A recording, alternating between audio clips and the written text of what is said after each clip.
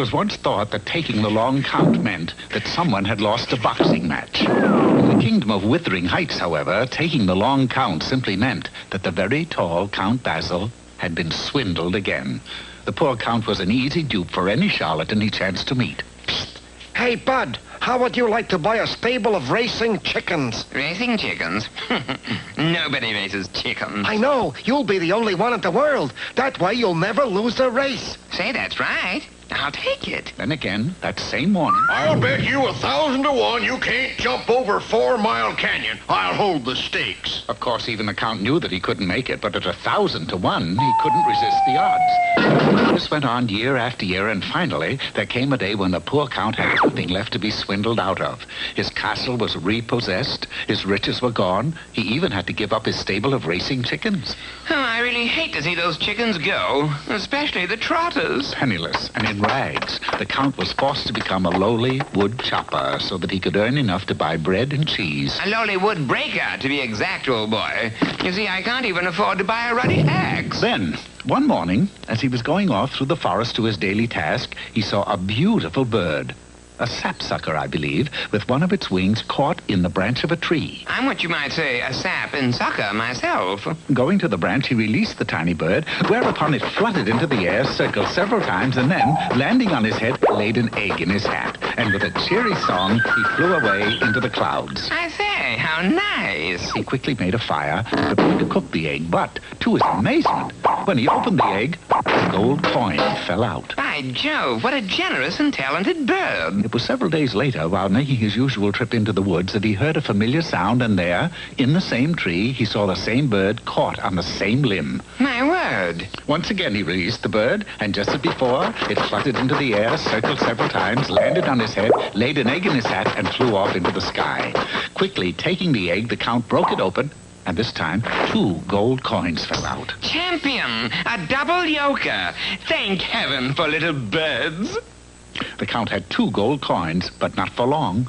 Less than 2 hours later, a fast-talking rogue had the coins, and the count had a deed to the Atlantic Ocean. Oh, don't laugh. This might turn out to be a good investment someday.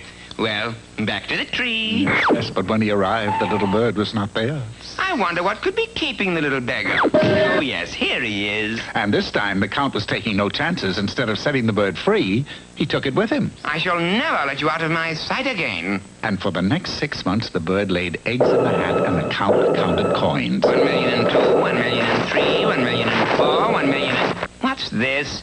An Indian head penny? Ooh. See, here we'll have none of that. The marvelous little bird was able to lay eggs full of gold coins faster than the count could be swindled out of them. So it was no time at all before the count was richer than he'd ever been before. He was able to buy fine castles. I'll take 2. They're small. Had all of his clothes made from the most expensive material. Let's see, that's 700 gold shirts, 600 silver sneakers, and 1,000 satin socks, right? Quite. And don't forget the mink middies, okay? He had everything he could wish for. He even bought back his stable of racing chickens. Rich and famous, he was the envy of every fair maiden in the kingdom, and, choosing the fairest and the most beautiful of all, he was married.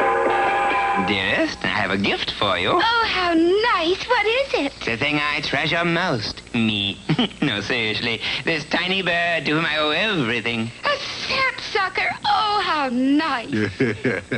His wife took the bird and was very pleased. It seemed as though the count was most certainly destined to live happily ever after. But that very afternoon, tragedy struck. Extra! Extra! Read all about it! Here, boy. Paper. And when he read the headlines... Snow White eats poison apple. Good grief. What's the matter, mister? You look green. Snow White. She ate the apple. So what? Odds were 5 to 1 that she would. I know, but I wagered everything I have in the world that she wouldn't. I've lost everything. I'm wiped out. But remembering that he still had the little bird that laid eggs full of gold coins, he frantically rushed to his wife.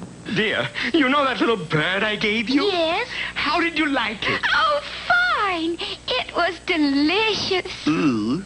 Ruined beyond words, the count went back to the woods and sat under the old tree where he waited and waited for 100 years. But from that day to this, no one has ever found another sapsucker that laid eggs full of gold coins.